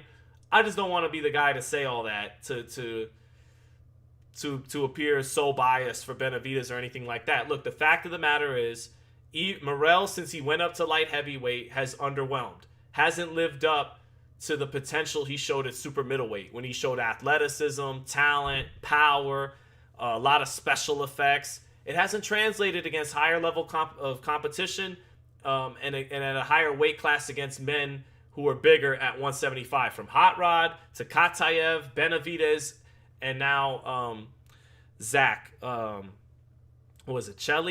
Zach Chelle, I think. Yeah. So I already forgot his name from earlier tonight, but it didn't translate, and I think part of that might be like Salas, who is his trainer, talked to me about years ago that sometimes Cuban fighters coming from Cuba get a taste of some money and some freedom, and they go a little wild with it. They take their eye off the ball. That might be part of it. Part of it might be Morell is a fighter that just has more sizzle than steak. He might just be a fighter who looks really flashy and talented and athletic against smaller guys at middleweight, or that there was one, the Uzbek he put in the hospital. Yelesenov or something like that on Showtime in Minnesota. He was the middleweight. I think he was a gold medalist, and the smaller guy moving up to 68. So at 68 against lesser levels of competition, he looked great. He looked like a possible A-level talent, a monster. And then he moves up, fights bigger guys, better guys, and some of that sizzle isn't translating. So how much of that is him just being found out? How much of that is a fighter taking his eye off the ball, maybe having too much fun with the nightlife at times? And, how much of it is all of that? How much of it is him underachieving, or how much of it is his skill set being exposed? I think it's a little bit of everything. And I hope Morell can bounce back. I was pretty enamored with his talent in the super middleweight days, but ever since Hot Rod, it just hasn't been jumping off the page like it was earlier on. And he was a guy at 22, 23, fighting good levels of competition for a fighter only 5, 6, 7 fights into his career. He wanted the Benavidez fight. Now, you can't take all the credit away from Benavidez from when he beat Morell, because there was a lot of people saying Benavidez wouldn't fight Morell, and he took that fight, unable to get Canelo, things like that. But the reality is the win hasn't aged well since he beat him. So while you can't forget what the narratives were and what was being said heading into when he fought an undefeated Morell, you also can't not acknowledge that he hasn't looked good since the Benavidez fight. And in the fight right before that, although Hot Rod wound up knocking out Vosdick, Hot Rod is no slouch, and Morell did beat him. It didn't look sensational by any means, but he did beat him. But it is what it is. So Chikian says it was sarcasm, by the way. I thought it was, Chikian. Thank you for the super chat again. Chikian saying what he said earlier about wanting to see Dubois and Usyk fight a third time was sarcasm. I thought it was. Clearly it is. I want to see the Itama fight. So, you know when I should have known I was in trouble? Hold on. I should have known when I was in trouble. Let me see if I got my phone here. So I got some text coming in. I got to let my son in on the live. My son told me he had Dubois. My son is undefeated still. My son has actually not picked a fight wrong yet. Let me see if we could get the best analysts in the household down here on the live. Let's see here. I'm going to try and get a real expert on the show right now. Hey, Leo picked the fight right. Are you guys still home? Oh, you are? He picked Dubois this morning. Yeah, I was thinking about it, but all right, he can come downstairs when you get here. All right, I love you. Bye. Onas Sig 3809 says you don't know boxing. I mean, I picked Inoue and Benavidez last week, okay? So, you picked some right, you picked some wrong. I got this one wrong. So, picked a lot of fights right this year. Picked some fights wrong this year. So, I wouldn't say all that, but that's your opinion. Shouldn't have called him a bin man. No, I said in the ring walks that Wardley was copping some pleas this week, and I did like the demeanor of Dubois. And my wife said you were tempted to switch the pick, but I didn't. I wanted to go by what I saw on tape, and what I saw on tape from Wardley was a twitchier, more explosive fighter, a little bit better hand speed. And, that allowed him to get off first and draw first blood. But the experience, the pedigree of Dubois, the grit of Dubois, the better jab of Dubois, and the better IQ of Dubois, it overwhelmed that twitchiness that Wardley has over Dubois. It overcame it. So, P. Movin said Itama is going to put Dubois in the spin cycle. If Dubois signs that fight, he deserves heavy respect. So, Morell needs to go back down to 168. I don't know if he can, man. He's a big guy. I don't think Morell's a big guy. I don't think he can go back down to 168. Maybe he can, but it's not like he's fighting guys that are too big. It's just he's fighting guys more his own size, and his bag of tricks have been found out a little bit. And kind of like Wardley kept going with the up jab, sweeping right hand over and over again, Morell kept going with the stab jab to the body and a left hand up top. Stab jab, that's a hell of a setup for lesser fighters. And Chien, Zach was supposed to be a lesser fighter, but he was strong and loaded up on some heavy right hands. And to me, Morell, though, has looked flat and uninspired lately. So he hasn't had that aura. He hasn't had that swagger that he was fighting with, that confidence and that flavor he was fighting with. And again, a lot of that has to do moving up in weight, better opposition. But I think some of it is on him individually. It's not all on the jump up in weight and the weight classes. Things going on with him internally that he needs to figure out fast. So, Matt Borgeson, thank you for the super chat, says, was this really a great fight, though? It was essentially one-sided after round 4, just a beatdown. That's fair. That's fair pushback. I'm not mad at it. But I think Wardley, he still produced a couple of moments there. Even in the round before he got stopped, he landed a big right hand that I think got Dubois' attention for a second. Not as much as the earlier shots because Wardley had something taken out of him. He also hurt him with a right uppercut in the 8th round. And then the ref jumped in while they were exchanging punches because he thought it was the bell, but he heard the 10-second bell. He thought it was the final bell for the round. So he still produced a couple of moments with his nose split open and his right eye closed, but not enough to. I hear you. I'm not gonna die on the hill, but I thought it was a classic heavyweight fight. Matt Borgeson says, think about this. Thank you for the super chat again. What's the best way to legitimize a new title? Call it real. Have 2 top fighters fight for that said title. Smart legitimizing it. Yeah, well, Dubois is a legit 2-time titleist. Okay, he's never been the true heavyweight champion. He's a 2-time legit titleist. There is some gray area there. There is just being an absolute paper champion with no big legitimacy to you or to your title. And then there's obviously being the man. And then there's some gray area between there. There's being a quality belt holder, a quality title holder, a quality world champion. And I think Dubois knocking out Joshua the first time with the IBF, stopping Wardley the second time with the WBO, I think, he has merit as a 2-time world champion, but he's never been the true heavyweight king, and he still isn't. And I don't think he ever will be, but his career has been good. It's nothing to sneeze at. He's done good for himself. So good on him. Good on him. Yeah, and in fairness, Armando says, outside of the knockdowns, Fury Wilder 3 was mostly Fury dishing it out. Yeah, but like this fight, Wilder still produced a moment here and there with his right hand that gave Fury a scare, even after it was turning into a one-sided beatdown round after round. Wilder and Wardley both produced a couple of moments here and there that still gave you a glimmer of hope in their corner a little bit. So yeah, it was a great fight. What do I think of the Rayo and De Los Santos rematch? I mean, Rayo's been more active. De Los Santos hasn't fought since Shakur. If De Los Santos had some more activity, I might favor De Los Santos again. But with the inactivity, I just don't know.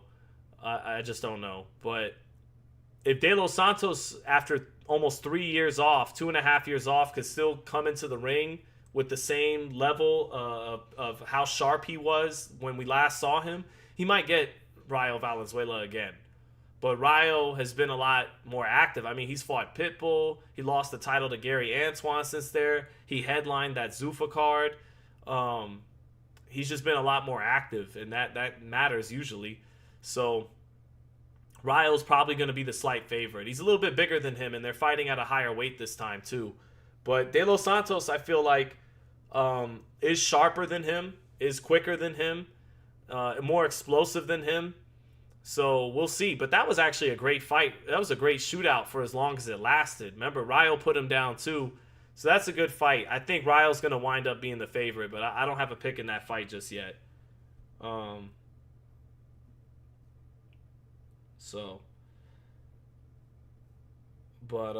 me see. Corley.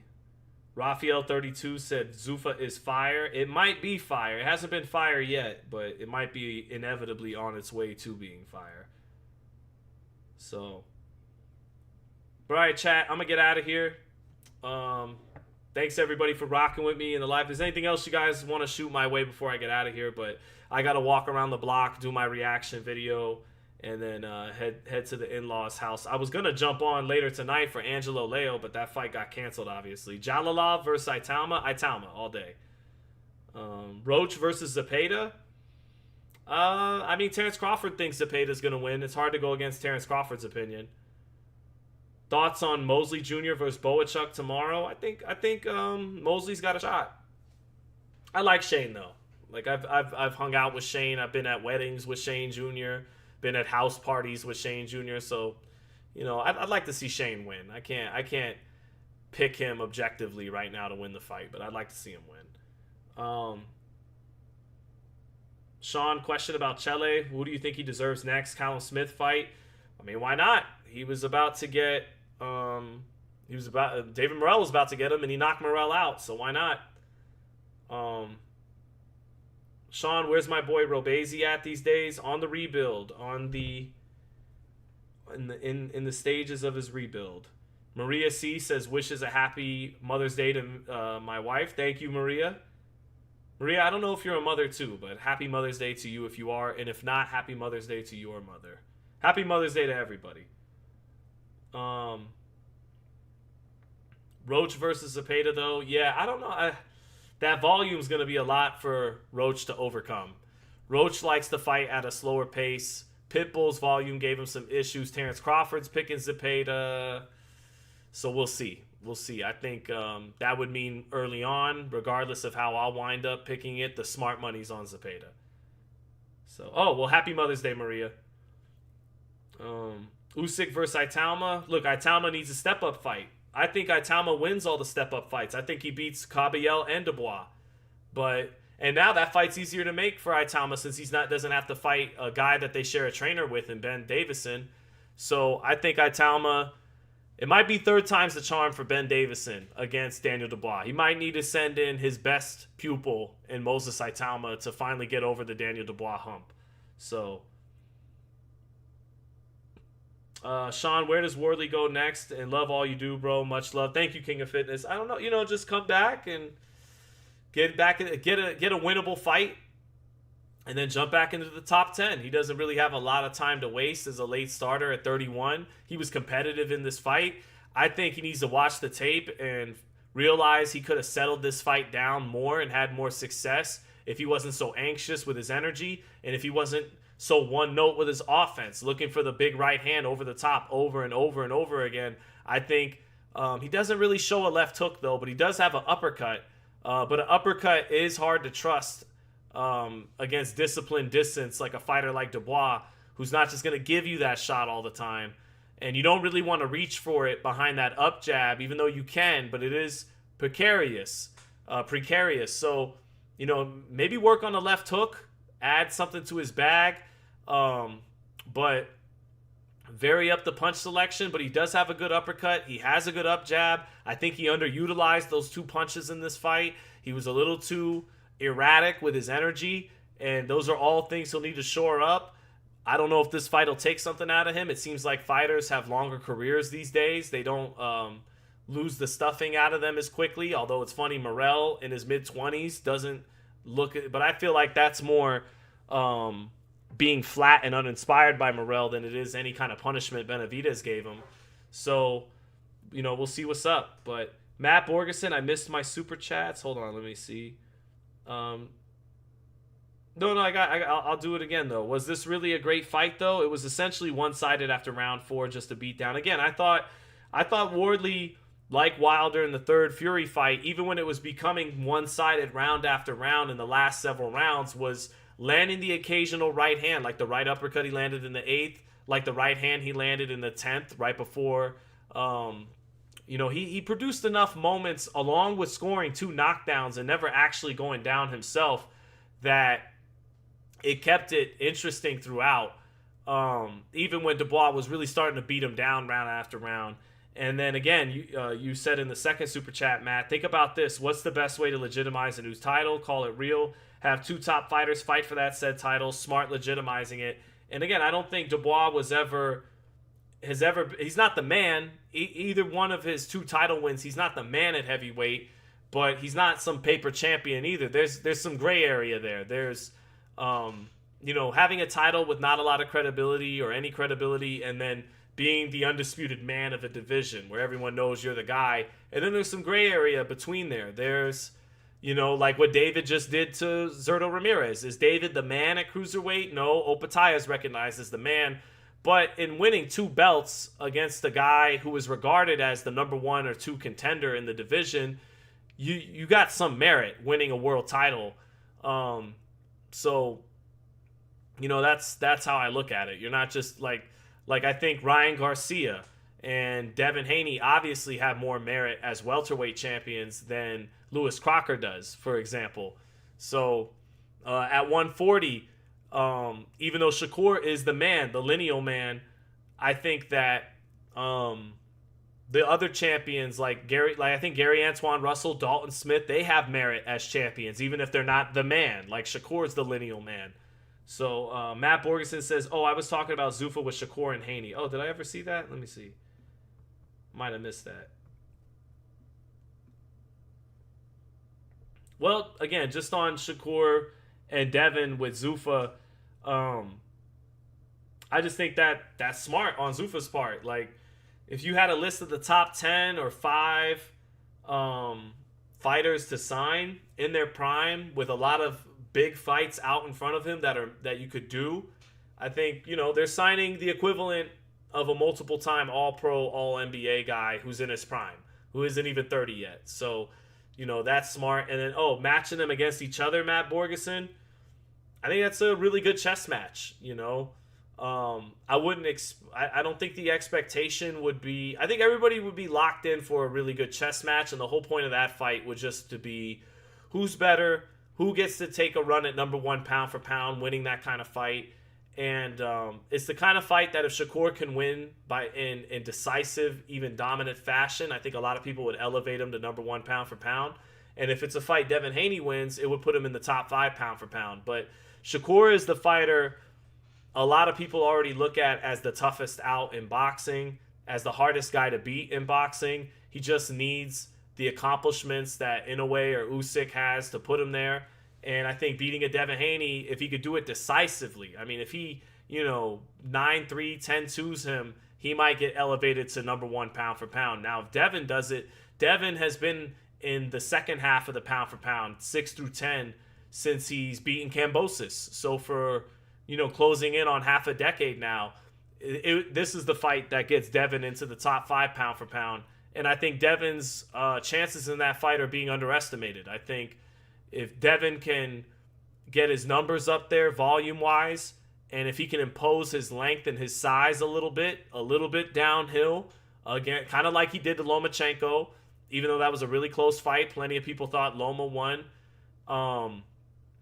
I think at welterweight, where he's a more experienced fighter now than he was against Lomachenko, a little bit better puncher than he was at sucking down to lightweight, then I think he might surprise people and win that fight. So I think everybody knows we're in for a purist fight, whereas Inoue Nakatani, what you got was basically a pure chess match. But because they're both actual knockout artists, I expected more action at some point, more explosive moments in that fight at some point.